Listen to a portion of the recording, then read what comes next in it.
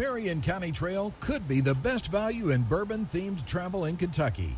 You'll experience one of the Kentucky Bourbon Trail's crown jewels, one of the Bourbon Trail Craft Tour's top-rated stops, and something you can't find anywhere else. Organized tours of a bourbon barrel manufacturing facility, all in one place. It's the Marion County Trail. Dine, shop, and stay all along the way. Explore world-famous Maker's Mark, a hot ticket item on the Kentucky Bourbon Trail. Limestone Branch Distillery, home of world-famous Yellowstone bourbon, and one of the top-rated stops on the Kentucky Bourbon Trail Craft Tour. Kentucky Cooperage, the sprawling plant where the thriving bourbon industry's barrels are hand-built and seared with fire for bourbon aging flavor. And Lebanon, home of wonderful dining opportunities from home-cooked to chef-driven. Unique shopping opportunities, nowhere else to be found murals for your selfies, and overnight accommodations that range from traditional to bed and breakfast to bourbon-themed. Go to visitlebanonky.com for more details. Lebanon Tourist and Convention Commission, 270-692-0021. It's the Bow Brothers for Two Shots on a Barrel. We can't thank you enough for joining in and listening to our show today. We do want to remind you, go out there and give us a review. Isn't that important, J-Bo? It's very important for us to grow and to reach a larger audience, so please do it for us. We got a cool thing out on Facebook. We got a Facebook group you can join. You can follow along with all kinds of crazy stuff that you put out there. That's just the way it is. It's fun. It's good times. It's private, so we don't share anything off that page. It's strictly right there on Two Shots on a Barrel fan page. Yeah, another cool thing we had some fantastic sponsors we'll showcase throughout the show today, and we want to appreciate and show our respect for all of those. And for more information on that, you'll be able to catch the ad or go to our Facebook page and check those out. There you go. All right, it's without further ado, Two Shots on a Barrel podcast.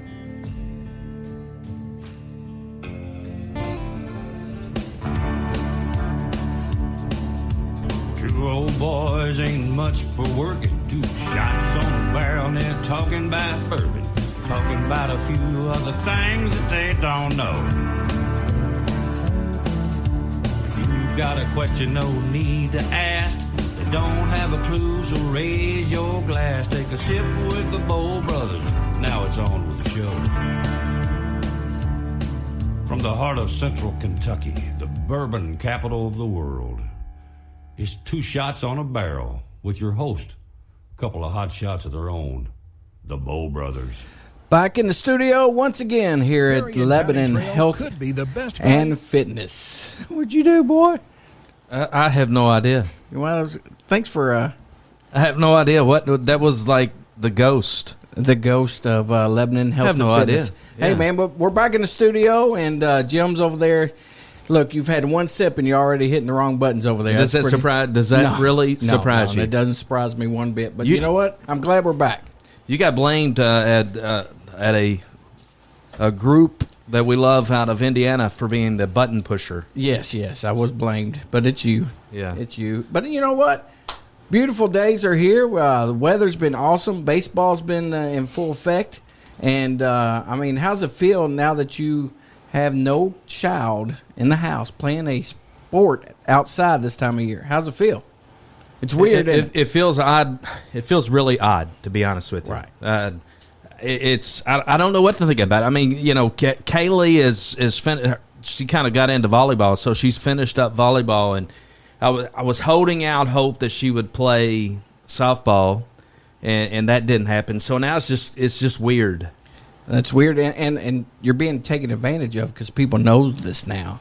Hey, Jim, how about umpiring since you don't have any kid anymore that needs special attention? It's funny, I umpired for years, but when I look back on it, I was like in my 20s. Yeah, you're old now. I was in my 20s. Now I'm 55, and I somehow get pulled back in to I don't know what I'm thinking. I mean, I'm still reeling for my back injury from like a month ago. Look, man, all I can say is you better be glad I got kicked out of the league so I don't have to, Listen here, be a part of that. You're still going to be in the stands. Oh, I'll be there heckling you. But... And if you're heckling me, you won't be heckling long. Oh, come on, I have the upper hand on you. Look, I'm the champ of obviously getting kicked out of things, so, bring it on, big dog. Bring it on. But look, we are here with a very, very special guest. I can't believe we got him here because he's always on an airplane going somewhere. He's never in Lebanon anymore. You see him all the time. All the time. But now you got to special order his attention. I got to tell you, man, I follow this guy too. And he is rubbing elbows with elites these days. Look, man, Jelly Roll. I mean, he's on first name. He calls him Jelly. They're that tight. First name basis. Yeah. I mean, goodness. I see this guy. He's like he's in Florida one moment. He's in California the next moment. Chiefs games. I mean, come on. He's just living it up.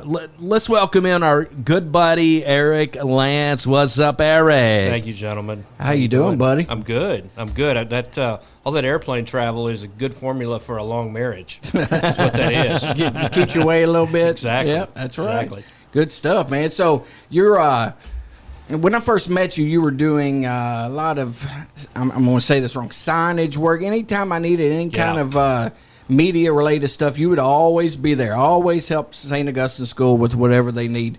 You're not doing that much anymore.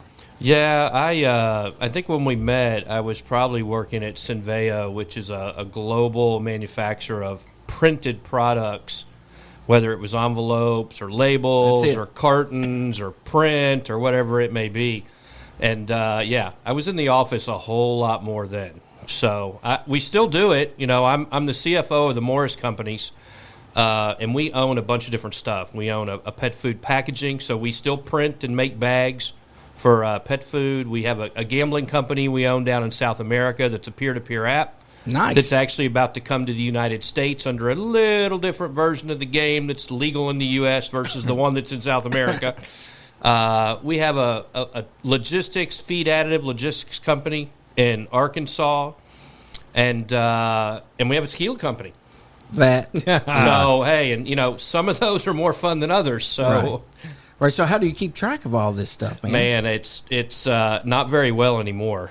You guys are joking about 55. I'm 52. I'll be 53 this year, and every year it just seems like it gets harder. I mean, that to-do list that sits next to the computer is more important today than it's ever been. I'm sure. And there's no shortage of just stuff going on, I was on corporate meetings all day yesterday, and very little of it had to do with tequila. Really? So it just sort of adds to the to-do list. So this tequila thing's taken over everything else in your life, pretty much. I mean, it was one day you were doing the printing, the next day it was like, hey, Bowman, try this tequila. I'm like, whoa, where'd you get that? So how did this all happen? Yeah, so it's funny. It was probably December of 2019. The owner of our company, Jim Bob Morris, and Jim's a former NFL player. He played for the Packers. He also played in the USFL for a couple of teams, and he's good friends with Chris Chelios, NHL Hall of Famer, and they were at one of their typical spots in Chicago, and I'm sure it was about 2:30 or 3 o'clock in the morning, and they both looked at each other and said, hey, I think we can make a better tequila than what we're drinking. We all know how that gets at bravado at 3 o'clock in the morning after a whole lot of drinks. So the next Monday, I get a phone call from Jim, and it literally went, hey, Eric, hey, man, we're going to start a tequila company. I said, yeah, no, we're not. He said, no, really, we're going to start. I said, Jim, really? We have so much going on in the other companies right now. I said, the monetary aspect, the time aspect. No, man, it'll be okay. It'll be okay. Just trust me. And I'm like, I really don't think this is a good idea, Jim. Well, I'm the accountant side was coming out, right? So another few weeks go by, and then all suddenly I'm on a phone call with some consultants he found in Chicago that are experts at bringing brands to market. And they happen to be experts in tequila. And within 2 more weeks, I'm getting told to be in Chicago because the guy's coming back with a whole box full of flavor profiles that we all have to try. Nice. So probably 3 times over the course, and this is all literally pre-COVID. I mean, we're literally right up to January, February of 2020. March even, probably like the first week, I think, is when we had our last taste test for everyone there to get on board with what we wanted it to taste like. And we were really, absolutely wanted to make sure that we had smoothness. Tequila's tequila. Everybody wants a little bit of a bite, but too much of a bite's not a great thing, depending on your market that you're going after. So there was a group of us of probably 10 or 12 of us that met 3 times, finally all agreed on a flavor profile, and off we went. And next thing you know, it's everybody has to look at bottles and labels and designs and colors and, all that stuff that people like me as an accountant don't usually have to go mess with. So, right. Well, tell them the name of the tequila that y'all came up with. It's El Bandido Yankee Tequila. So we get a lot of questions about El Bandido Yankee, and quite frankly, we ruffle a lot of feathers depending on where we are in the United States with the Yankee part. Right, true. But there is a scene in the movie Butch Cassidy and the Sundance Kid, and I haven't seen the movie in a long time, but there's a scene where an American's getting away, and the Peruvian guy or whoever it may be looks out in the distance and says, El Bandido, Yankee. And that's literally how Chris and Jim that night, that's what they remembered in their 3 o'clock nice. Session of what to call this. Well, that's pretty crazy, Jim. Thanks. When we're out at 3 in the morning drinking, it's not anything quite that good comes out of our mouths, is it? Like, J-Bo. That's all I get out of you at 3 in the morning. First of all, I haven't spent very many 3 o'clock in the morning times with you. We've had a few. I mean, that would be qualification number 1. Yeah. And number 2, you would be inoperable. So we would not have very many conversations about anything. We wouldn't get anything accomplished. I don't know many people who get that much accomplished at 3 in the morning at a bar. Look, I'm proud of them. I certainly wouldn't have, and I certainly would not have still been there. I have learned to be the master of the disappearing act when that group is together. I got to run to the restroom, and I just don't come back. That's fantastic. All right, so I've already learned something, J-Bo. What's that? First of all,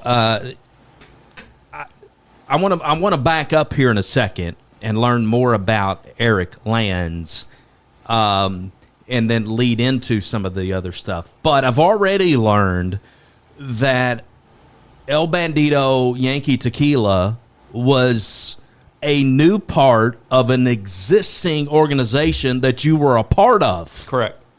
And so what I remember of Eric, I go back a few years ago when I had the opportunity to coach one Alexis Lanz in softball. And I just remember Eric's, number one, he was a real supportive parent. Sometimes you don't have supportive parents. And so the ones that are supportive, you're just really appreciative. And I remember Eric being always supportive. I also remember, though, there were a lot of times that you had to be out at work. Yes. And I wasn't sure exactly what work was. But now it all comes together. It all makes sense. So back to finding out a little more about Eric Lanz. And I don't know this, but you're a Marion County boy now, but you haven't always been a Marion County boy. No, not a bit. I was actually born in Midland, Michigan. My parents are Kentucky folk from Elizabethtown. My dad was on transfer with Dow Corning out of E-Town up to Midland, Michigan to headquarters when I was born. So I was a Michigan boy the first, call it 3 to 4 years of my life before they moved back to Kentucky. Okay. And then I grew up in E-Town. Gotcha. And was there till, graduated high school in 89. Went to the University of Louisville. I'm a proud Louisville grad. I can still say that regardless of what I watch on basketball this season. I'm a proud Louisville grad in 1993, and I went straight into public accounting. I worked with Arthur Anderson, which at the time was one of the largest firms in the country before that little Enron problem happened. Mm-hmm. And have done the accounting and CPA and all that kind of fun stuff my entire career. Obviously, now these days more in the management and operational side of the accounting aspect, but still, have to dig into debits and credits every so often. Woo!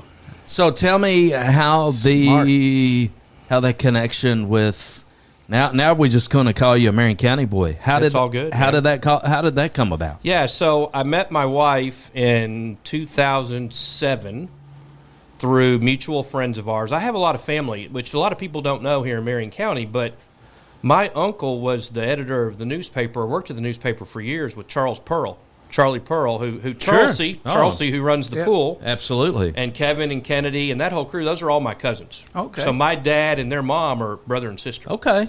So we had a lot of mutual friends, and I met Misty Gordon at the time and started dating, and you know, she let me know very early that regardless of where I was, this is where she would be. So I ended up moving here in 2008, 2009. Okay. And I've been here ever since. Sweet. And look, I tell people all the time, I was in E-Town today. I was down. Fortunately, my father passed away back in December, and I was down with my mom today, just helping. You know, the stuff that you kind of got to keep going through and going through and going through Sure. and helping out. And man, I don't want to live in E-Town again. It's crazy. The clerk line, it was 2.5 hours. Oh, goodness gracious! And I just kept looking at her like, can we just go to Marion County and do this, Right. please? Can we go somewhere else? It's growing so much there. But man, I other than the hour and 5-minute drive I have every so often to hop on an airplane, I mean, I don't want to be anywhere else. I mean, being home is nice, out with a little bit of land and see the stars and enjoy the air, and you know, I see enough of all that other side. Oh my goodness! Now look, have you seen his 2 kids here lately? Have you? I mean, they're incredibly tall. Incredibly. I see him on social media. Oh I haven't seen him in person in a while. I know Alexis has grown tremendously. Yeah, she lets me know about it every time she sees me. I mean, you got to remember, I coached Alexis like when she was maybe like 9 years old, Right. And now she's. I mean, goodness gracious, Kaylee is now a senior, and so how old is Alexis now? Alexis is 15, just turned 15 in December, and she's a freshman at Bethlehem Wow. High School. And you know, I remember about a year ago, as club volleyball was finishing up, we were having a very healthy debate with Mike Shea, her coach, about whether she should play varsity. He was like, she's going to play varsity this year. And we're like, if she's really not going to play that much, Mike, we'd rather her play. Like, it doesn't do her any good to sit on a bench and watch. Right. He's like, no, I'm telling you, it's going to be all right. So we trusted him, and, you know, by the time we got to the end of her freshman season, she made all district on the varsity Oh level. yeah. And how tall is she now? She's about 5'10". So Yeah. To me, looking at her, she's like 7'1". I'm looking I get straight it. up. And, I get and it. How tall is Noah? So Noah is 13, just turned 13 in August. Noah is about 6'2" and a half, Yes. and wears a size 15 Yes. shoe. He's huge. So he Dang. He is a big boy. You're growing big. he's all about, man. Our goal is within 6 months for that ball to be dunking over that rim. Yes. So he's doing everything he can to work on it. That's so cool. Dude is the sweetest kid you're ever going to meet as well. Now, I can't say that about your daughter because she gives me hell every time I see her. Man, I'm telling you, But they she's sweet. both got She's a big old ornery streak in them. But look, at the end of the day, man, they're good kids, right? So I've known them since they were, it seems like since they were babies, but my goodness, they've always been super wonderful, polite kids. You should be proud. You should be proud. I'm glad they took after their daddy. And no, I'm just kidding. Sorry, I didn't mean that. I didn't mean that. Sure. You are gonna be in trouble. Yeah, they get a lot of stuff from both of us. I mean, to be fair to my wife, you know, I've traveled a lot of my career. Right. So she's really done a large majority of the running, Right. the taking care of, the homework, the whatever else. I mean, that's a lot. You know where the sweetness comes from. Is grandma. Yeah. Grandma. Well, on both sides. Both sides, Honestly, yeah. both sides. I think they both got an honorary set of grandfathers. You know. That's where they get it. And I can say this story now, and I've told my mom, so it's not. But, you know, when my dad was in the hospital and we knew it wasn't going to be a good outcome, and everybody was really upset. You know, you can always leave it to kids to come up to kind of know the situation, right? You know, what do they say, out of the mouth of babes? Yeah. And my Alexis looked at me one night. She goes, you know, Daddy, I think God just wanted Mimi to have a little bit of peace for a little while. That sounds like You know what I mean? Yeah, like, yeah. And look, I love my dad to death, but he was definitely, you know, could be a little bit of a handful. And as I said, love him to death. But it's just so funny that they sort of see that. You know what I mean? And so, but no, look, man, my wife's done an awesome job. And, she's a sweet lady. and they, no matter what we do at home and how much sometimes we want to strangle both of them, as long as they're polite and respectful in public and doing what they're supposed to be doing outside of the house, then I think we've done all right. They are, man. Jim, she walks up to me, and just puts her arm on my head. She just rests. I mean, that's what she does to me every time. I like it. I like it a lot. See, we need her around a little more often. Oh my goodness, she's a mess, but I love her. She's a good girl. It would balance out Sabo and how treats me. Yeah. So we'll find. So transitioning back to business, how did you get started with this company? Literally a recruiter called me in 2018. I was doing a bunch of consulting work and really loving life, honestly. I kind of had my own schedule and got called by a recruiter, and he was trying to explain to me what this job was, and it was based in Illinois. And I said, stop right there. I'm not going to Illinois. What do you mean? I said, look, my wife does not know the compass points north. So that is not going to happen any place. And he's like, okay, well, maybe we'll revisit. And I just didn't even think twice about it. And I was down at Hilton Head and got a call from him again. He's like, they've changed their mind. They don't really care where someone lives. They really want to talk to you. I don't know. Another 3 or 4 weeks went by. I talked to the COO, and I literally talked to Jim Bob. It's hilarious. He tells this story like every important meeting we're in. He starts talking about it. He's like, I knew I was going to hire him in 37 seconds. 37 seconds, I knew I was going to hire him. I'm like, Jim, I don't think we were even on the phone 37 seconds. He said, you called me. We talked for 10 seconds, and you literally said, hey, man, I'm getting on my jet. I'll just have to call you later. I'm like, well, you called me. I don't understand that. That's hilarious. So anyway, like a week later, he calls me and said, I heard you're having some reservations about taking the job. I said, well, it's really funny because you haven't offered me one yet. But if you want to offer me one, then I'll start to have those reservations and have that conversation about it. But literally, when I joined it, we did one thing. Or, well, I shouldn't say that. We did one major thing that I was involved in, and that's packaging. So we've got 17 of the top 25 pet food companies in the country use our bags. So we don't make dog food. We don't fill the bags, but we make the bags. Cool. 5 pound, 25 pound, 40 pound, 50 pound. If you go up here to Tractor Supply, or you go to Norby's and you see any of Diamond Naturals, or those are all our bags. Okay. Costco, Sam's. I could go down a whole list of Victor, Mid-America Pet Foods. We make those. So we print them in Minnesota. You order these big rolls of film, and you print on the film and you laminate it, and we send it down to a plant in Missouri, which is where I'm going tomorrow, and we make it into a bag. Wow. Literally, they load them with a crane onto the end of a converting line, and you sit there and watch it form into a bag. And by the time it comes off the end of the line, it's ready to be filled. Wow. So it's pretty cool. That's pretty cool, man. You're in everything. Look, it's a cool business, and it's a good business, and that's the folks on those production floors. Now we are food grade plants, so you can go eat off the floor of these places. Okay. So these are not what I call traditional. You're going to go out there and dirty yourself up manufacturing. Don't get me wrong, the folks work really hard and they got a lot of sweat, but those plants are very clean. Very clean. So you mentioned that. What else is involved in the company? Yeah, so we've got that. In Arkansas, he's a 2/3 owner of a company called Heartland Supply. And literally what we do is the major protein processors in the country. So think Cargill, Tyson, JBS, Simmons, all the people that you go to the store and your chicken, beef, whoever's buying.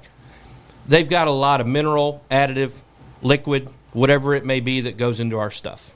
Okay? Believe it or not, they don't traditionally like to hold that stuff. They rely on outsource value-add logistics companies to do it. So that's literally what we do. We buy their ingredients on their contract price. We store it in our warehouse. And when they want it, we mark it up by an agreed-upon contract percentage, and we ship it to them. Wow. So, it's a very, very large revenue-based company, low margin, because it is what it is, but it only takes 10 people to run it, too. Wow. So it's a very interesting model. That is extremely so. Leading up to El Bandido Yankee Tequila, was Jim Bob pretty much the guy of the company, and then it was this 3 o'clock in the morning deal that led to the tequila and Chris Chelios coming on board. Right? Yes. Jim is We actually operate, I think, and I've lost track, I think we have 18 LLCs that we manage out of our headquarters office. We have the packaging, we have the feed additive, we have the gambling, we have the tequila, and then we have a bunch. He has a huge farm network. He owns a lot of farm properties. We have an airplane. We have other property. We own a Sonic restaurant up in Bloomington, Illinois, which, by the way, is horrible to own one restaurant, just FYI. I'm sure. In Illinois, that's an outdoor restaurant. But anyway, so he is the guy. I mean, these were all his ideas and creations. He's done a bunch of other stuff, too. I mean, he's owned, like, arena football teams and semi-pro basketball teams, and that's just him. I mean, so I got to tell you, you could pay money to listen to a Jim Bob story, especially after a couple of drinks of a night with Jim Bob. Okay, right. we ought to have a night with Jim Bob for sale. But he grew up in Virgil, Kansas, population 67. Both of his parents died before he was 15. Oh wow! One of illness, one of a car accident. He was raised by aunts and uncles and friends. Okay, he went to Coffeyville Junior College and was an All-American in basketball and football. Guess who he played basketball with? This was where? What? Coffeyville Junior College in Kansas. Kansas. He was teammates with Buster Douglas. Wow. No. That's cool. And so we get to every year hear the story about how Jim Bob knocked Buster Douglas out in the showers. And I won't go through the whole rest of the TMI of that conversation. You can imagine of what it goes. But he goes, man. You don't believe me, man? Call Buster. Call Buster. We'll call him right now. He'll tell you. I knocked him out. That's awesome. But Jim went on to play at Kansas State, was a defensive back. And literally, he tried out a little bit in the NFL. He was on the Chiefs practice team. He was on some others, and it didn't really work out well. He went to the USFL and played, I think, San Antonio Gunslingers. I think he played in Memphis and New Orleans. And then he stopped. He was literally in commercial real estate. And the scab year, which I believe was 87, I want to say, that's how he got in the NFL. He got called by Forrest Gregg and said, hey, man, I need you to come play as a scab player. So he went to the Packers. Yeah. And made the team. I don't think Jim played a ton. I mean, he played a lot of special teams. He did play spot scenarios for a couple seasons, but he was, I believe, only one of two players that got asked back and made the roster the next year when the real guys were all back. Wow. So he made it 2 or 3 years with the Packers, and then he hung it up. As he joked, he goes, I've made way more money in commercial real estate than I made to go to the NFL. Like, I left a lot of money on the table to go live that dream back in the day because the pay scale was way different in the mid-'70s. Sure. But, look, Jim is a great guy. He has a heart of gold, will do anything for anybody, and does a ton of stuff behind the scenes that nobody even sees or what goes on. So very happy that I've had the opportunity to work with him. And even when I think he's got a harebrained idea at 3 o'clock in the morning about, hey, let's have a tequila company. Well, why not? As if that's just an easy thing to whip out real fast. Right. Yeah. So okay, this conversation, this partnership between Jim and Chris, and this just happened within the last 2 or 3 years. Yeah. I mean, so essentially, you're looking at a whirlwind process, and by all accounts, you guys are killing it. Yeah, I mean, look, for better or worse, in direct words of people in the market, man, you guys look like you're doing great. Right. You guys look like a huge tequila company, which is part of the goal. Case sales have been fine. I'd call them mediocre, but growing. Mm-hmm. The momentum really started to kick in, I'd say, last June, and we really started to crank some good case volumes out. Florida kicked into high gear. Illinois has kicked into high gear. Arizona started to kick into high gear. We've got new ambassadors in place in Nevada and California and Texas. All are expected big results. Indianapolis has been big. Nashville's starting to be big. We're actually in 18 states now. Okay. Are we killing it yet? No. It's a very crowded space. Very crowded space. And it's crowded because it's not bourbon. I don't got to go age something for 3 years, 4 years, 5 years, right? Yeah. I gotta find a producer in Mexico, because similar to champagne, it can't be called tequila unless it comes from Jalisco. Yeah. Whether it's the highlands or lowlands area of Jalisco, you got to find a producer that's got capacity, and then you got to work on the flavor profile and find the right one to work with. And once you've done that, it's golden. That's awesome. We're going to learn more about the tequila.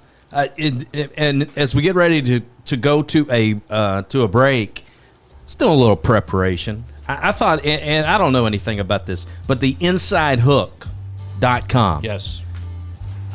Was talking about best celebrity tequilas. You know what tequila was number 3 on that list? I have no idea. Well, you should have guessed. Oh, already? El Bandido Already? Yankee was number 3 on that Nice. list. So we're going to find out a whole lot more about this tequila with Eric Lanz. Man, I tell you what, you can't have a better first segment than that one. Love it. All right, stick around. We got more on Two Shots coming your way.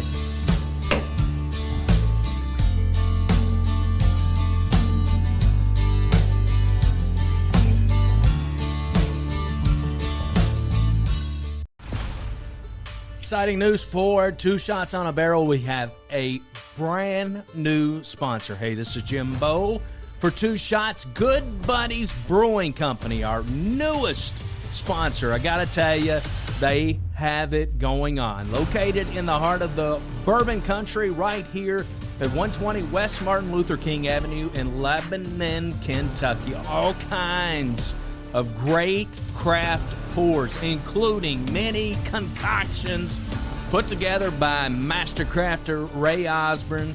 He's also assisted by his beautiful bride, Beth Osborne. They are the newest and brightest in micro craft breweries in good old Kentucky. Make sure you go out to their Facebook page. You can easily find it at Good Buddies Brewing Company. And don't forget, when you're in town on the Bourbon Trail, to stop by Good Buddies Brewing Company. Again, located at 120 West Martin Luther King Avenue, Lebanon, Kentucky. Good Buddies Brewing Company. We're happy to have you as a sponsor right here on Two Shots on a Barrel.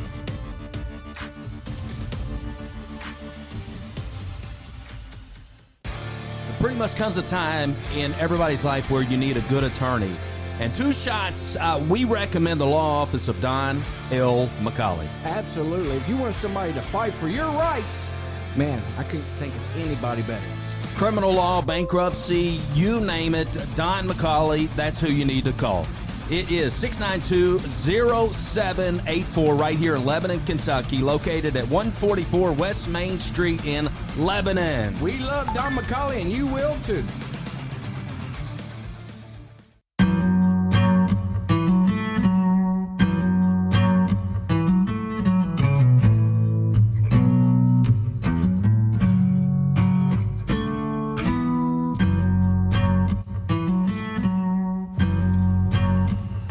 Oh, man. Hanging out with Eric Lanz. This, you never know what to expect, do you, J-Bo, when you have a show? I've known Eric. We're friends on Facebook. As I mentioned, I coached Alexis.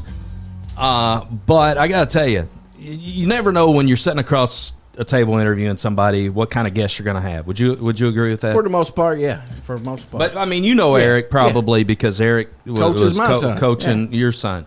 But I got to tell you, man, you're one impressive son of a gun. I mean, I'm just gonna tell you. Oh man, we got a man crush going. I got to do that. Listen, that's okay. You've had plenty of men crushes. Eric, I want to tell you what's happening right here. He wants Jelly Roll tickets. Oh, my God. That's what's happening. I can smell it. I don't think I coming. can even afford Jelly Roll tickets anymore at this point. Come on. Just tell him. I'll take hang out with Rico for 30 minutes. I mean, whatever. No, I mean that, and there's no ulterior motive. Although that's how J-Bo works. Now look, he walked in here with a cooler. I can only imagine what might be in that cooler. I'm excited and optimistic and hopeful that I know what's in that damn cooler.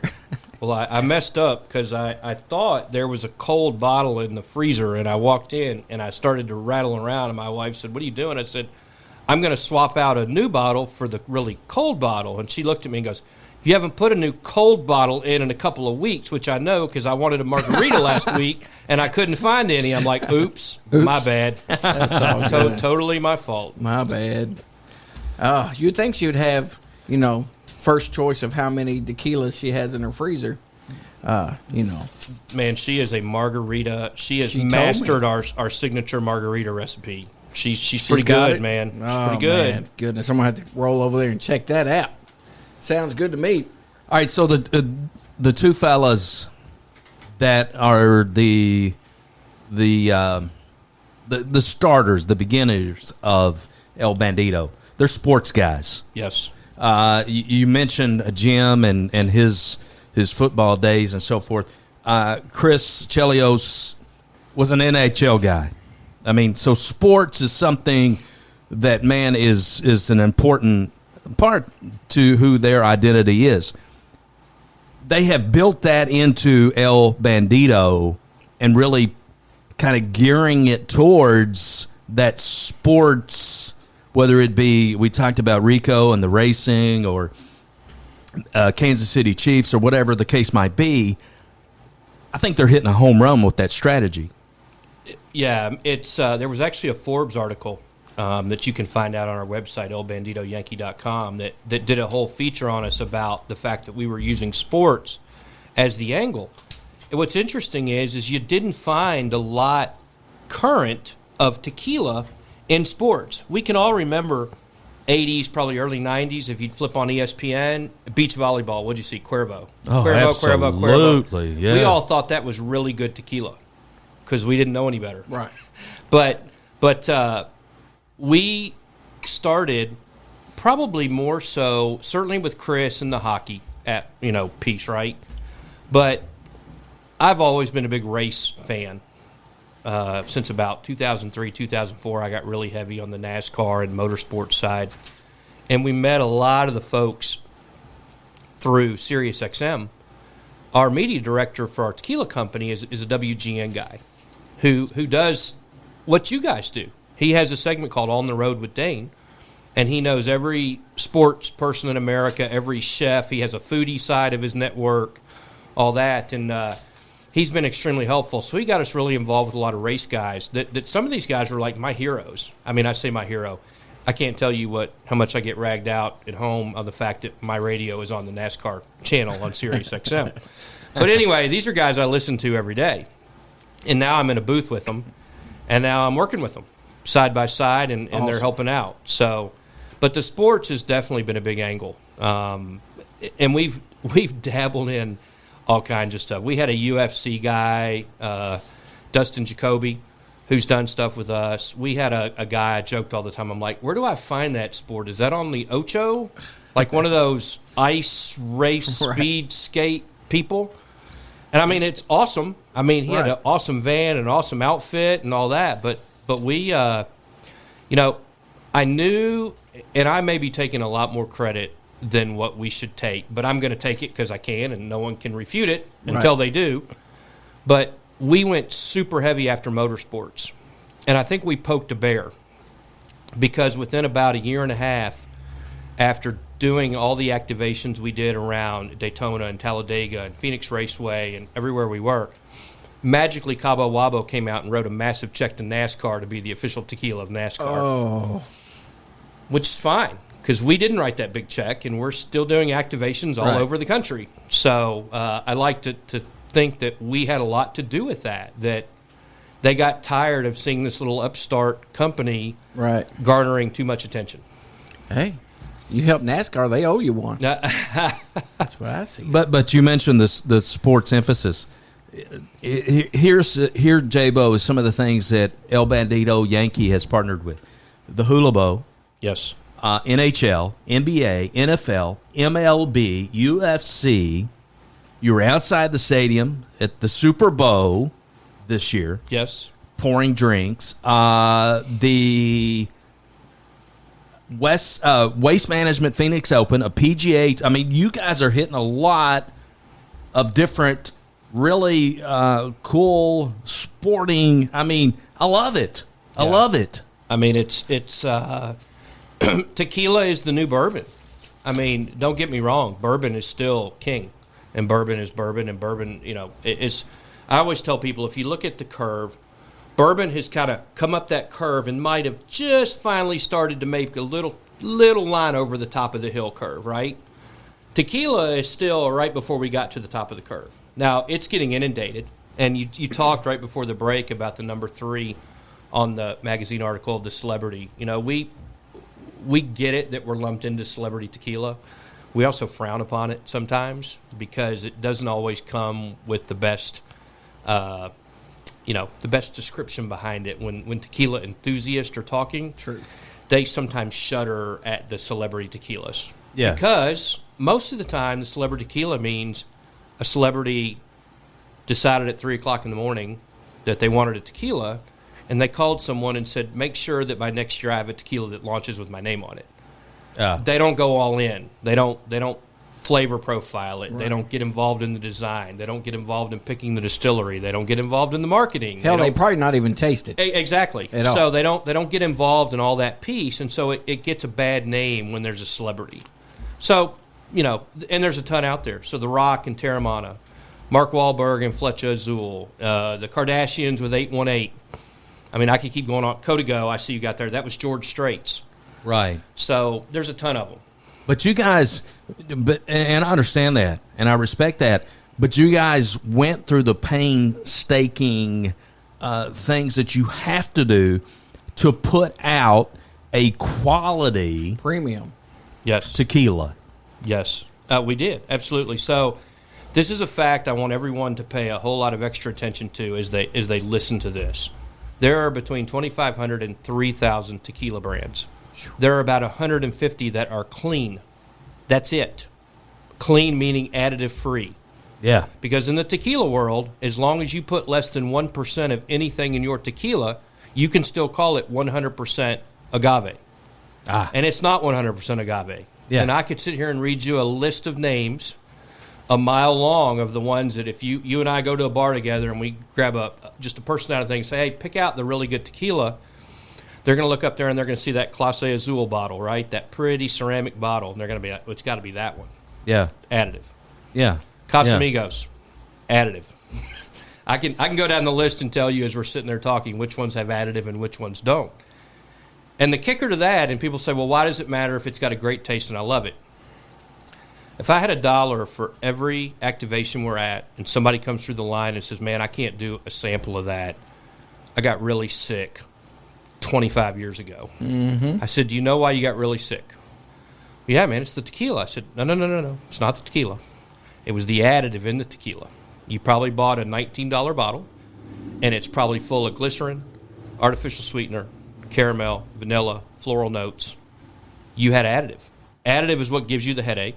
Additive is what gives you the hangover. Additive is what makes you feel really bad. And I said, if you drink a clean product, and I don't have to just be talking about tequila, if I'm talking about vodka, whatever it may be, in theory, you could partake of that quite a bit, and certainly you may get drunk because it's still alcohol content. Sure. But I can promise you your head will not be pounding the next day because it's clean.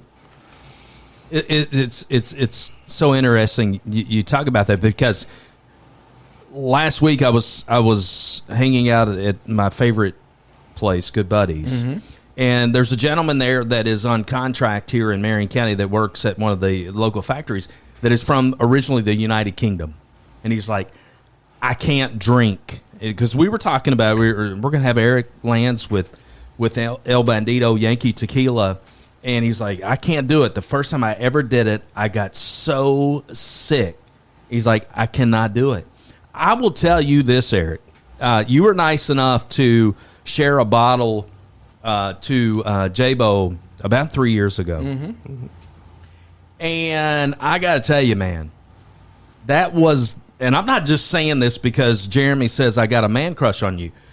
I'm saying this because it was the smoothest tequila I have ever drank in my life. Now, Jeremy didn't know all the Here we go. He didn't know. Oh, it's 100% blue agave. All this stuff. He just said this is Eric, and he's I got to tell you, man, it was fantastic. No salt, no lime. No, it was zero. And in the past, I'm a novice when it comes to tequila. You got to have the salt and all that crap, right? Absolutely. And it was just pure. Let's drink this, and it was like everybody at the table was like, "Oh my gosh!" By the way, Dan Tominski, who was there that night, took it, and I think he was a big fan, if I'm not mistaken. He texted me. Yeah, I gave him your number. He texted me and said, "Hey, you don't know who this is, but this is Dan Tominski. Jeremy gave me your number. That's the best damn tequila I've ever put in my mouth." He had 2 or 3 shots with us. Oh, it was fantastic. It was fantastic. So yeah, you sold me that night for sure on El Bandido tequila. Yeah. So it again, the 100% Blue Weber agave. What gives it that smoothness is well. First off, let me back up. Let me give you guys a little bit of story. So the distillery that we use is called El Viejito. It's right outside of Atotonilco, up in the highlands of Jalisco. And what's so cool, and what, quite frankly, we don't do a good enough job of marketing, is how cool that distillery really is. So they are 3rd generation, and the second generation actually sold the original distillery to Don Julio. Okay. But what's really neat is Juan Eduardo, who is the current primary owner of the distillery, El Viejito. His father, Antonio, was the 2nd generation owner. And I could sit there and listen to Antonio all night with stories. So he was one of the OGs. Really? He was one of the first 3 or 4 that imported into the United States. And he had an American wife that he drugged back down to Mexico with him, but they would frequent and spend a lot of time selling their product. And one night at dinner, we were at his house, which, by the way, is a big honor in Mexico to get invited actually over to the house to have those conversations. And I told him at the end of the night, I said, can I just stay here and can you just keep talking? I just want to keep hearing your stories. Sure. But he was like, all the mafia stories from the 60s and 70s in Vegas. Oh. He talked about they always gave him the finest hotel rooms, and they gave him the finest show tickets, and they loved him and his wife. And he's like, Eric, you don't understand. Every week, you Americans make this big deal about the owners of Patron and Don Julio. And he goes, these were my buddies. We played cards and smoked cigars every week. We were the original 4 or 5 that sort of started this trend. So to be connected to that heritage is really cool. The other cool thing is we have one of only 2 female master distillers in the industry.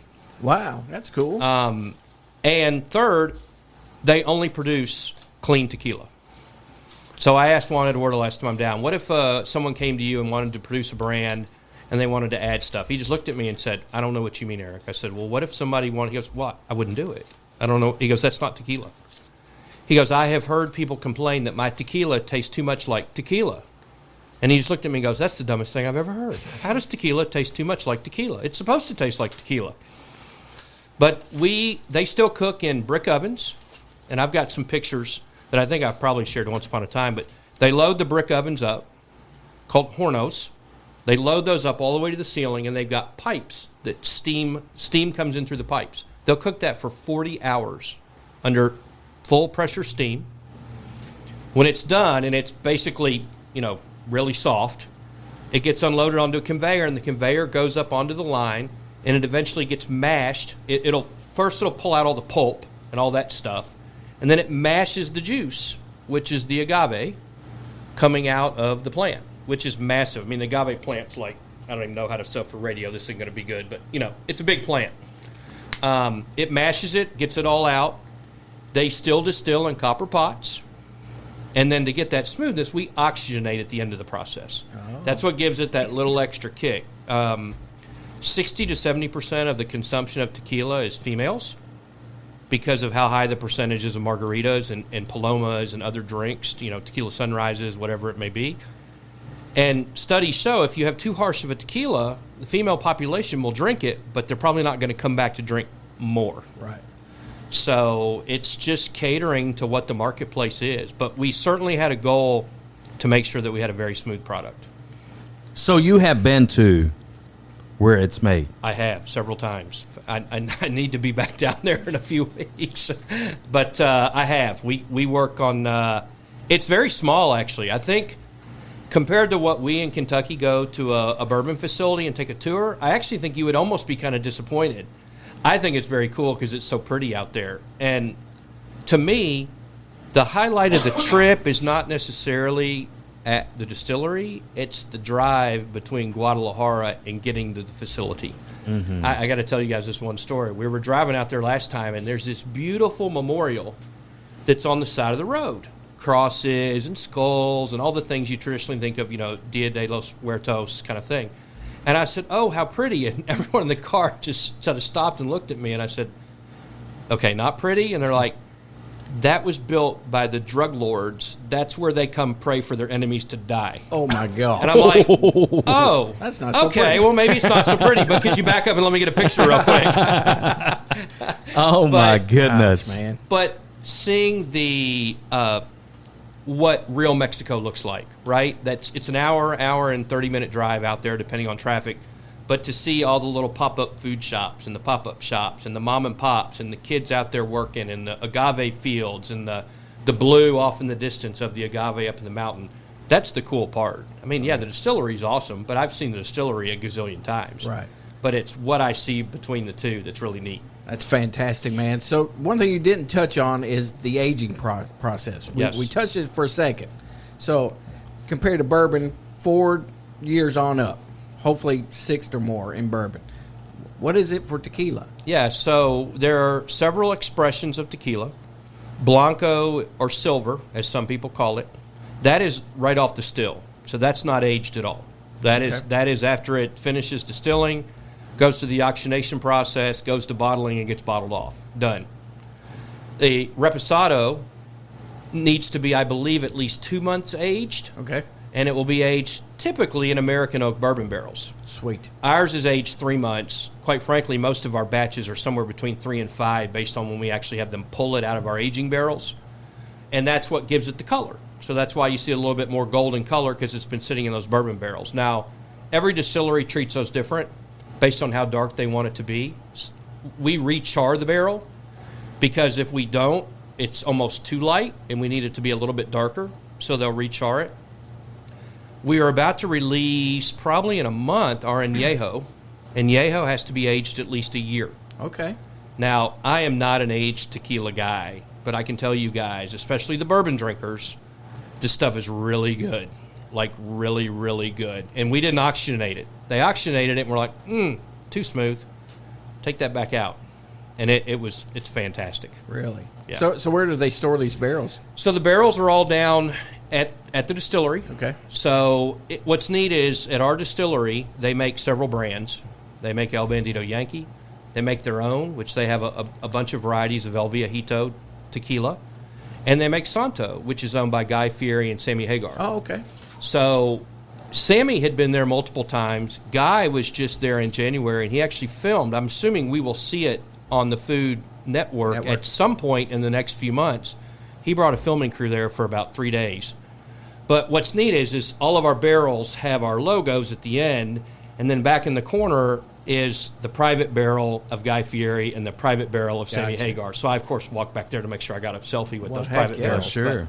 But it's all aged there in barrels, and it looks just like a rick house, but not in a rick house. It's just traditional racking in their warehouse on site at the distillery. Fantastic.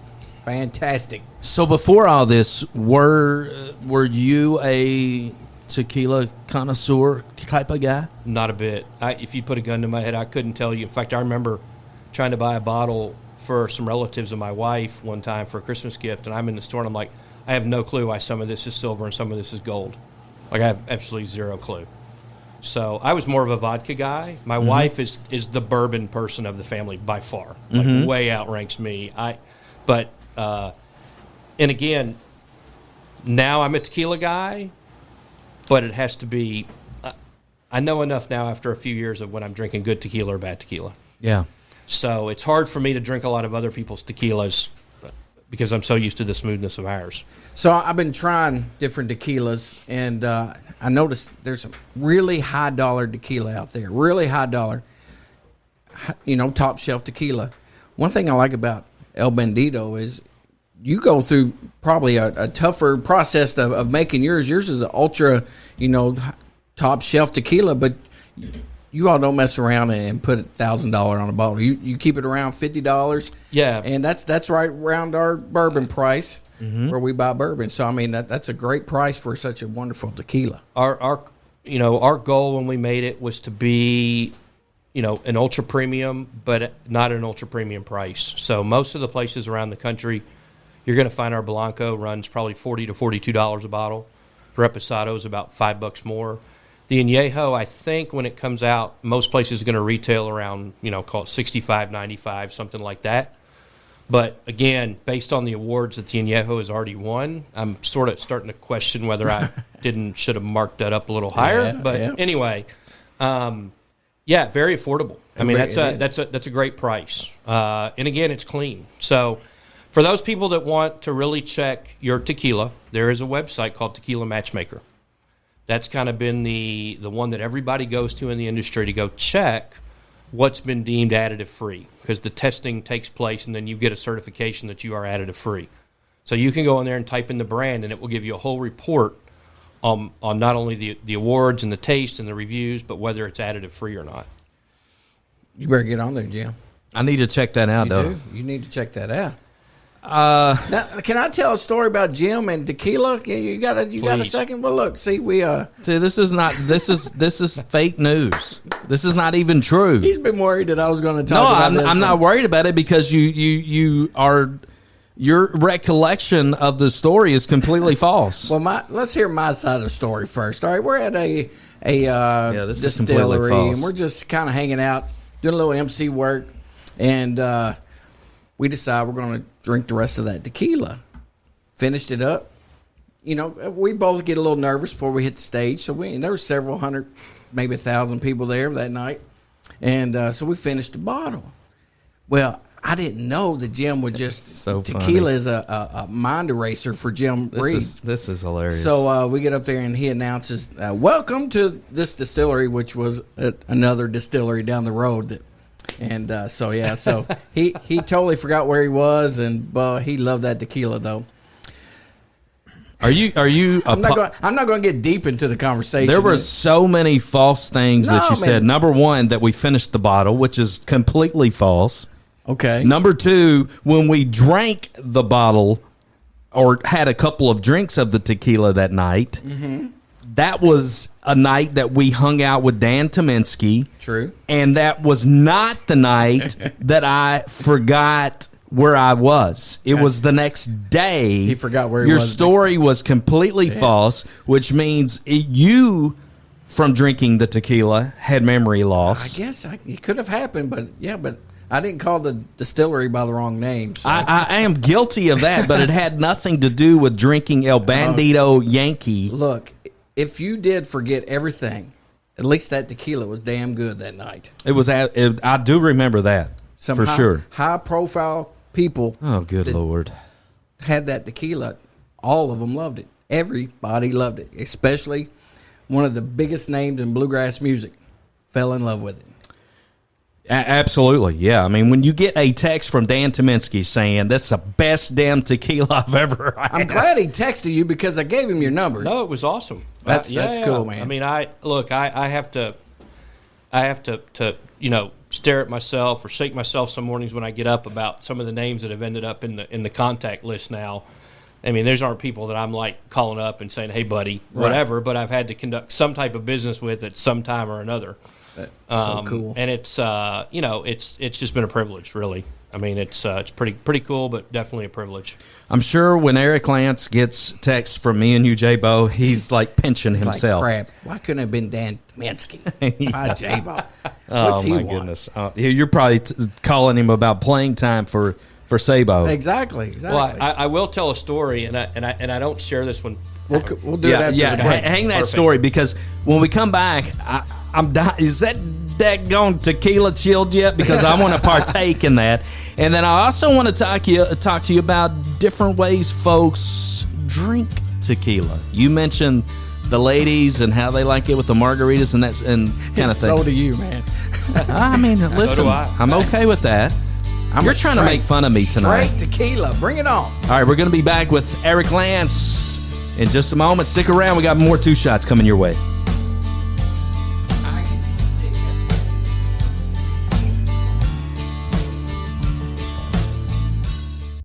Are you looking for a clean, fun podcast that you can relate to? Well, we've got it for you. Cross the Line. The 1524 originates out of Indiana. Former high school rivals, now our buddies sitting around a speakeasy bar, talking about common day events, common things. We keep it light, they keep it easy. It's a good time. Check out Cross the Line.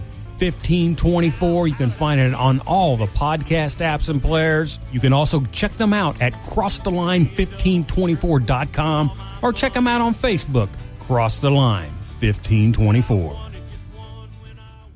Lisa Kearns doesn't want to just sell you a house. She wants to find you a home. If you've been thinking about making a move, she'd love to help. She knows you've got many choices when choosing a real estate agent, but not all agents are the same. Her clients are the heart of her business, and she takes pride in providing exceptional service, knowledge, and transparency while helping you navigate the real estate market. With her by your side every step of the way, she can assist you in real estate needs that make buying and selling a smooth, enjoyable process. Call Lisa Kearns, Realtor with Exit Realty Homestead, 270-402-4036.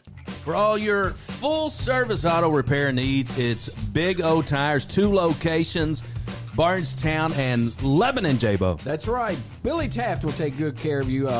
Man, if you need new tires, new windshield wipers, whatever, Billy Taft has everything you need for your vehicle. 2 locations. If you're in town on the Bourbon Trail and tires messed up, whatever the case might be, you can stop in at Bardstown location or Lebanon. Give them a try. Billy Taft's the best in the business. That's right. We love those guys. That's Big Old Tires of Bardstown and Lebanon.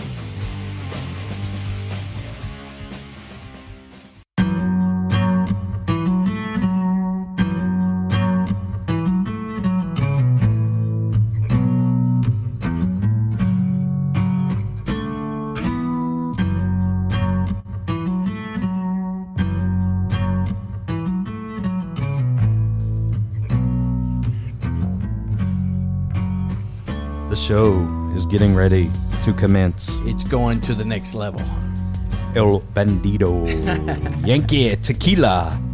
Bringing out the Blanco. The Blanco. Eric Lanz, you're my new best friend, buddy. This is good. It smells so good. Cheers. Cheers. Cheers. Cheers, man. Cheers. Cheers. Oh, my goodness. Let's go. Smooth. Oh, my gosh. It's like drinking spring water. That's really, really good. Oh, it's That's delicious. my favorite. And we That's just- what I stick to. We just all did it without salt and lime. No Yeah. salt, no lime. No chaser, no salt, no No. lime. So I brought out this little cheat sheet. Before you go any further, I did notice that we finished ours. Oh, What are you talking about? Did you killed it? Which brings up to the question that I'm going to ask in a minute, how it's drank, because okay. Yeah, so traditionally, I mean, obviously, we can do a shot. People do shots. We sell shots at every activation we're at. People are sampling basically shot size. The ultra premium tequilas, these are really good just on ice. I mean, when I go to a bar now, and ours is there, that's how I order. I just said I want a Blanco on ice or one big ice cube in it or whatever it may be, and just sip on it. When you're at restaurants and bars, traditionally Blanco is what's always in mixers.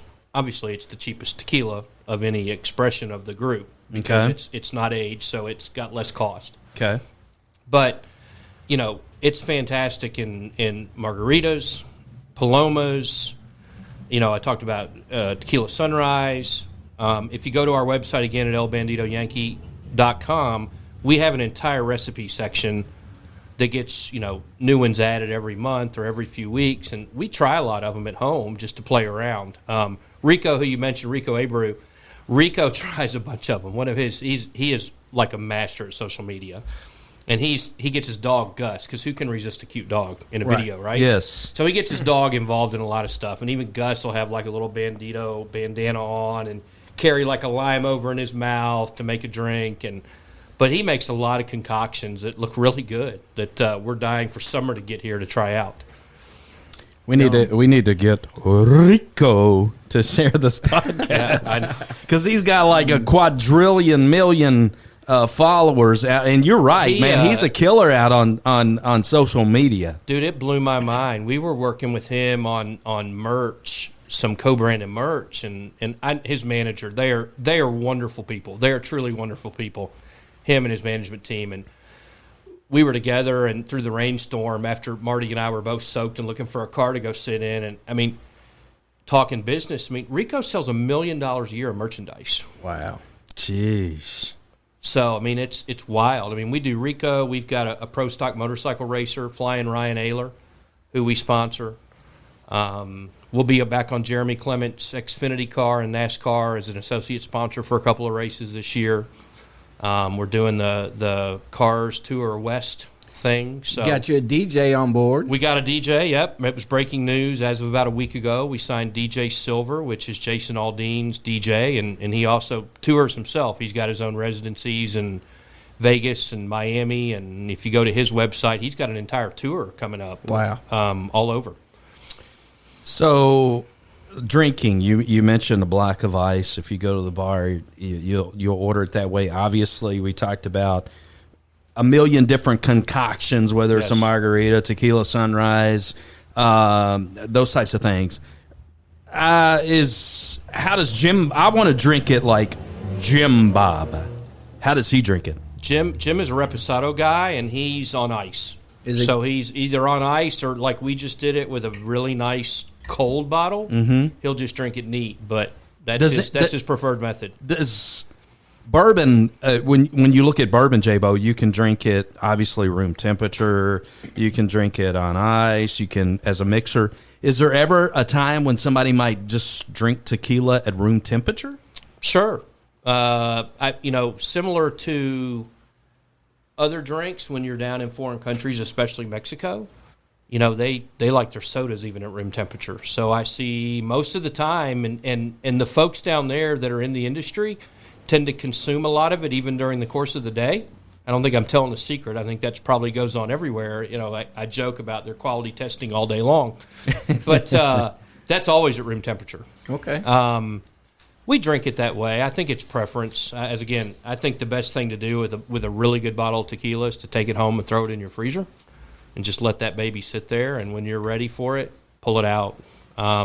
We were joking at the break about margaritas and why sometimes even a mix you may buy at a grocery store may not make you feel good. We had a guy, Julio Bermejo, who is like a renowned tequila expert in the U.S. and judge.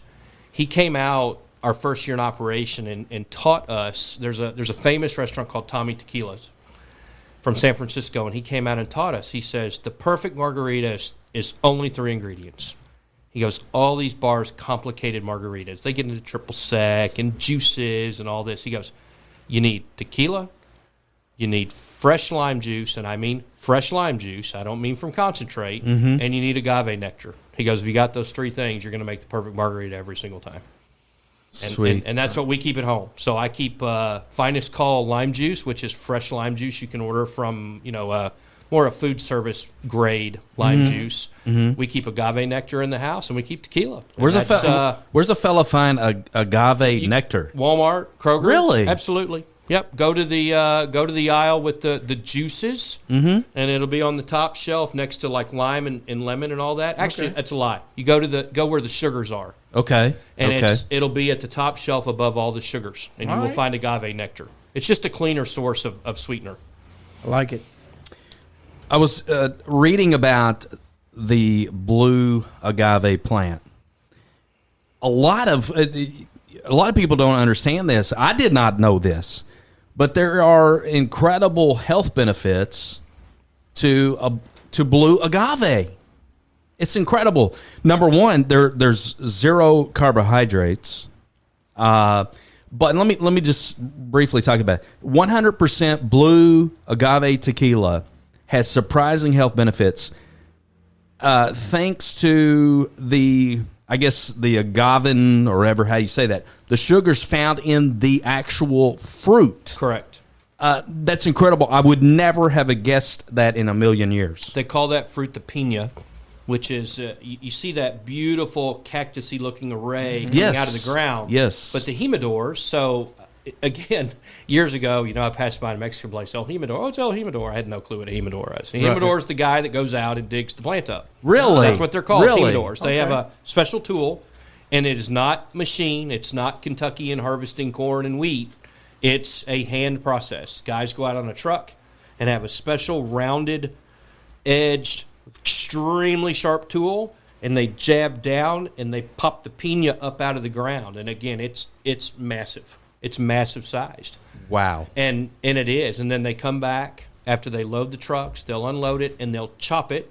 So you'll see guys out there with the axes or that tool chopping into much smaller pieces that can then be loaded into the ovens to be cooked. But you're absolutely right. So we joke all the time, by nature, all agave is gluten-free and vegan. Like, we always joke about how companies will brand on shelf or put a necker on a bottle that talks about how they're gluten-free. Well, they're all gluten-free. Agave's gluten-free, so that's just naturally what it is. Yeah, yeah. But it is. We joke about it's the keto liquor. Yeah. Right? It's the healthy liquor. Yeah. Even after done and distilled, it's the lowest carbohydrate liquor you can put in your body. And as long as it's additive-free, it's probably the cleanest liquor you can put in your body. So that just means you should probably drink a lot more. Yes, I agree. We should. All right, so let's talk Kentucky. You guys, I looked out where you're located now. You mentioned 18 states that you guys are physically have a presence. I believe the nearest to us currently maybe like Illinois or Georgia. You mentioned Tennessee. Tennessee. Okay, so Nashville and Indianapolis both have it now. Yep. So Tennessee. When might we be able to experience this when we go to our favorite liquor store or restaurant and be able to experience this in Kentucky? I think 2024 is going to be the year. We look at the rankings probably every 6 months.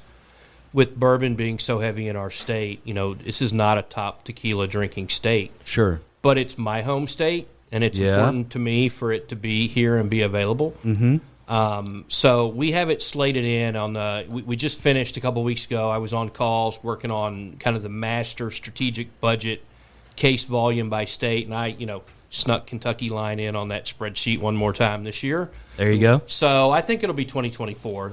With the Indianapolis and the Nashville distributors that we now have on board and the ambassador teams, they all have capability to come into Kentucky. So I think it's just a matter of I don't think it's if, it's just a matter of when. So we want to be the official first ambassadors of Kentucky. Love it. So you in? Heck yeah. All right. We're going to be the first ones. You just let us know when that truck rolls in. Absolutely. In the meantime, my shameless plug, you can order it online. Okay. Yep. Off of elbandidoyankee.com, and it can be shipped direct to your house. Okay. I didn't know that. We use BarCard on our website, and BarCard will ship it direct to your house. Oh, wow. I did see that. That two options. If it's not within your particular geographic area, you can shop online and be able to get that, which is so cool. You hooked us up with some fantastic bling bling today, man. Cool hats. Thanks so much for that, and the shirts, which I am going to wear proudly. Heck yeah, man. It's good stuff. And it's good to have you here in a small town, because as long as I've known you, you've always given back. You've always given back. Like, you come in here with stuff for us. You've always taken care of your kids' school, St. Augustine School. You've always, Jeremy, what can I do to help with this fundraiser? he volunteers basketball in town. If he didn't volunteer this year, we wouldn't have had a basketball team. So I'm not the only. He's always there. So we're lucky to have you here in Lebanon. You're not from here, but you made your name known here. Let me appreciate you. Let me just say this, Eric. I'm not the only one that has a man crush tonight. He's a man from way back. I feel a lot like Jim with all the coaching both of you guys have done. But it dawned on me, and I made kind of a sentimental post, which is not my typical Facebook post. But it dawned on me after Noah's 8th grade tournament night. I said, that's the last time I'm ever going to get to coach my kid. Yeah. Like I'm done. Like they're now high school and nobody's hunting for people off the bench. Sure. Parents off the bench to come in and coach their kid. They've got that taken care of in high school. So it was kind of like a cool moment, but a sad moment. Sad. But now you get to sit back and yell with your wife on the stands, man, and she's pretty fierce, man. She's pretty fierce. So it's trouble for me to keep up. I have to go disappear with the iPad to videotape, off in the corner somewhere. I think she said you're not allowed to sit next to her or something like that. Probably very wise of her.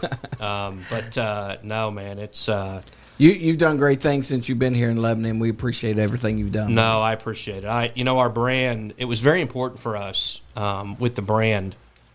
We use a group called Sacred, which is actually a U.S.-based group, and I couldn't tell you without looking it up what Sacred stands for, but it has to do with giving back to the Mexican community in agave. What a lot of people don't know is tequila has been on such the rise that it has I don't want to say pilfered the agave, but it's been a lot harder for the agave crop to really get to the point it needs to be. Some of your larger scale distilleries, as much as Mexico tries to pay attention to what's going on from a registration of agave purpose, there's a lot of companies that are pulling agave at 3 and 4 years to say that they pulled agave to make tequila. Then they're shipping in artificial sweetener on top because a mature agave is 6 to 8 years. I mean, it takes a long time to get that agave where they want it. So it's really caused really this kind of weird thing to happen in Mexico. Kids, 12-year-old, 13-year-old, realize that they can go to the field with their father and make twice as much money as their father could make 5 years ago because of the explosion of the brand and how high priority it is now in culture. And we're trying to help. So everything we do through our merchandise, through our swag, through a guy named Lou Bank with Sacred out of Chicago, the brand does a lot of giving back. I mean, we don't publicize other than I think there's a line on the website that just says, Bandidos give back a percentage of our proceeds. But we've done things with internet cafes down there and coffee stores and other things that we like to do. But it's really important in the Mexican culture because without them and what goes on in Mexico, there is no tequila. Right. And the industry, I think we're going to see over the next couple of years this whole trend toward clean and it being a bigger issue about pointing out who's doing it the right way and who's doing it the wrong way and the additive-free piece. We certainly hope so. That bodes well for us, but really that's a win for the industry when everybody starts to get on a level playing field. Yeah, man. So is it? Correct me if I'm wrong. Is it something with the blue agave that is unique to Jalisco, specifically in Mexico? It is. My understanding is similar to other parts of other countries. It's where it grows the best, based on the water and the sun, and where it gets planted on the mountainside. You see so much of it just looking up in the mountains. You can see that blue tint as you're driving. It's got to be gorgeous. Oh, it's absolutely beautiful. So it has to do with the soil and the water, similar to our limestone for bourbon. Limestone water makes our bourbon better than everybody else's bourbon, right? It's very similar to that. You could take a U.S. agave and make something you want to try to call tequila. You're just not allowed to call it tequila. So I'm sure a lot of you have seen mezcal on the shelves, right? Well, the mezcal really came about because there were a lot of folks outside of Jalisco that wanted to make a version that they knew they couldn't call tequila.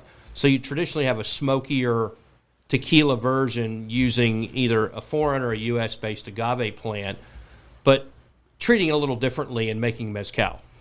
Okay. So it truly is then unique to that area. It is absolutely unique, and there's a million tours if you ever want to go. I mean, look, that part of Mexico, I don't probably think enough about safety because I've traveled so much internationally throughout my career that I don't think twice about what I go do. You got to be a little careful, but you always go and get the right people on the tour or the distillery guys, and they'll open your world up, man. You'll actually get to go to, there is a town called Tequila that is in Jalisco. Oh, wow. It does have distilleries there. How big of a town is Jalisco? Big. So it's a state. So similar to what we call our states, Jalisco is one of the, and I couldn't tell you how many states are in Mexico. I should know that by now. But it is one of the major states of there. So Guadalajara is there, and the Totonoco, and Tequila, and I could go on and on about all the different cities in that state. But it's the tours that people go and take are just, they look really neat. I mean, you just got to get hooked up with the right group to go do that. Jim, my tour guide, his name's Eric Lanz. That's who I'm going with. Look, I'd love to take people down there. I tell you, if I could just get Antonio, Juan Eduardo's father, to come visit us, and I mean, I'm telling you, guys, I always growing up, my parents, I was a little odd kid in the fact that if you were looking for me in Elizabethtown, Kentucky as a kid, I was next door sitting on the porch with my 90-year-old neighbors. Right. Because I like to listen to their stories. So you're an Ozo. So I would be over there. So when he came and started talking stories, it was just so cool. That's awesome. Yeah, I love it. I love it. That's why I hang out with Jim. Because I'm an Ozo? Because he's old. Yeah. And he tells some really good stories. Really good stories. I relate to that, Jim. I saw a meme on Facebook the other day. Somebody posted it. Says, I don't know why my friend calls me every weekend and asks me what I did this weekend like I'm some mountain climber. I'm in my 50s. I'm sitting on my couch eating nachos. It's the same thing I was doing last weekend. It's funny, it is. You hit it. Because we've got a foreign exchange kid, which I love, Elsa from Sweden, and she'll be like, well, "How was work today?" And I'm like, and I want to be able to tell her like this some extravagant story about how work was today. It was just like. It was good. But, I mean, what do you say, J-Bo? Yeah, you could tell her J-Bo called me about 15 times. There are days that I want to block your number, to be honest with you. Hey, had to check on you. Yeah. Check on me before you put my fall to Ice Baby. Did you see that? Did you see the fall? I did see that. That was I did epic. see that. I mean, if it makes you feel any better, I actually did that, not to the extent that you did it by any stretch, but I did. This weekend, we had that really big drop, and we got this one little spot on our back porch that has a little dip. Yes. So the water accumulates, and it froze over, and it looks like black ice. I didn't see it. Yeah, and I needed to take the dog out. And I took one step, and there I went, and my wife saw sort of me from the peripheral vision sitting in the living room in my scream or more of my, and she came running out. What'd you do? I'm like, I hit that because I didn't know that was there. So, geez, Louise. But your story, you didn't put on your wife's jacket and your wife's shoes before you walked out like Jim did. No, I'm an idiot usually at home. Even in cold, I was probably in a pair of shorts and a T-shirt. That's where I'm more like what I see you in your videos doing in the middle of winter. Yes, my shorts and year-round shorts and flip-flops. Oh, man. Love it, man. You're going to be laughing when I win $100,000 on America's Funniest Videos. No, I'm the one that told you to put it in. I get a cut of that, big dog. Yeah, okay. All right. Oh, Eric Lanz, man. Brother, this is so cool. It's exciting to be a part of this. I can't imagine. And you mentioned, though, the glorious side of seeing, Eric is in wherever. You sacrifice, too, though. I mean, because, listen, whether it be coaching or just being at home and doing helping with homework or whatever the case might be, I mean, it is. You miss out on some stuff. So no, I mean, I have done this most of the career since I've known my wife and with the kids, and we have figured out the good balance. I mean, yeah, there are nights when I'll be out, and I mean, it wasn't that long ago in Chicago, and one of the kids is calling, and it's something with math, and I just excuse myself from the dinner table at whatever business meeting, and I go out to the hallway, and we talk, formulas and math for 20 minutes. Yeah. It is what it is. Yeah. I mean, again, my wife absolutely gets the brunt of that at home. I'm blessed to get to do what I do. I'm blessed to create my own schedule. I do, for the record, if my wife listens to this, I'm really not on vacation all the time. I promise. I do actually work when I do some of these things, and there's a lot of benefits that come, and we live very blessed, and we joke all the time. My kids, I'm not sure that they completely understand some of the things they've gotten to do. Right. And it's not, and I'm not blaming them, and I don't want accolade, and I hope that one day when I'm gone, or they've put me in the home, Shady Pines, that they, before they do that they think back about, hey man, that was kind of cool that we got to do some of those things. Yeah. We were at the backstage in the Jelly Roll area, and Jelly Roll's a great guy. I know his management team way better than I know him now.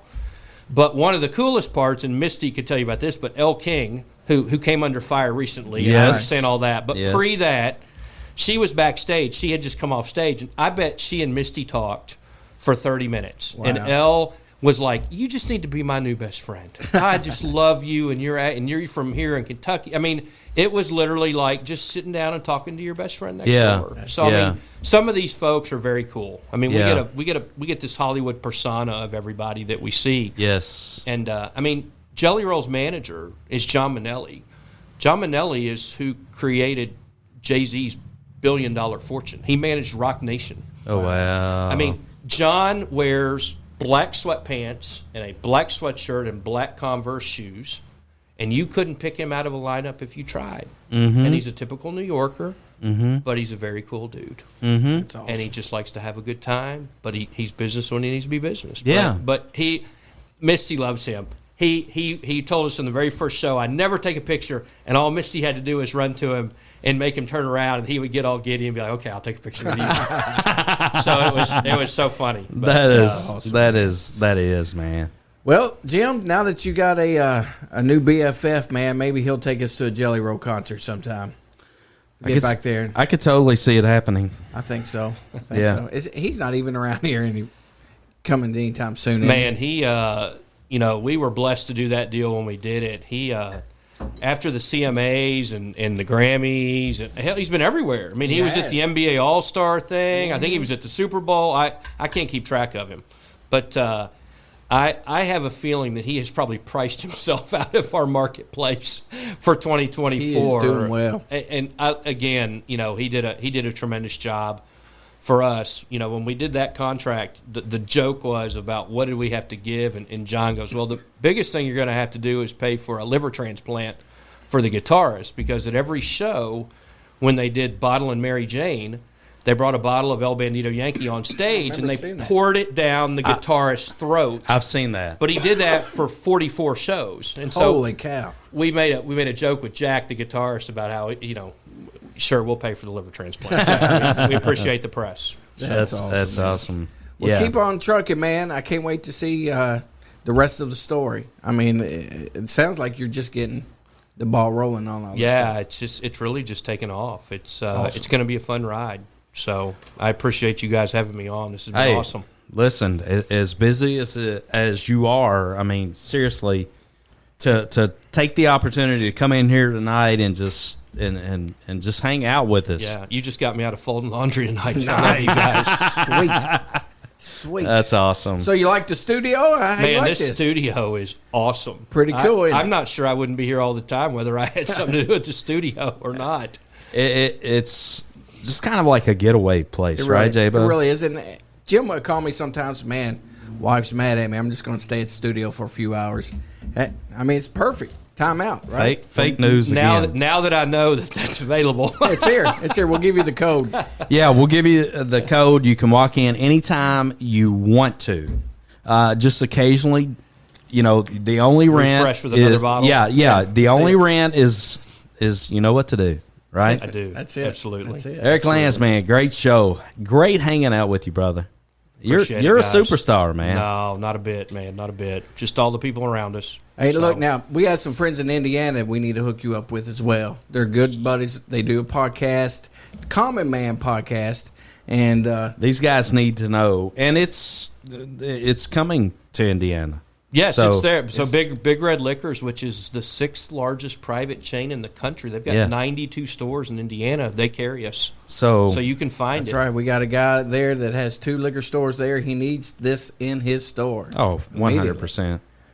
All right, man. Great hanging out with you, brother. Appreciate Absolutely. you. Appreciate you coming in. We got a lot of cool things going on with Two Shots, man. We've been burning it up lately. Busy. We have been having a lot of fun just hanging out in the studio, talking to great guys like Eric Lanz, and we're gonna keep on. Cool thing we got coming up is a March Madness special with Kenny Skywalker. So we're gonna hook back up with Kenny Skywalker. Talk some basketball, so that's gonna be a lot of fun. April, we're going to have those Indiana boys in the studio. We are. We're pretty cool. We're gonna keep pumping them out. All right, I'm Jimbo. J-Bo. Later on from Two Shots.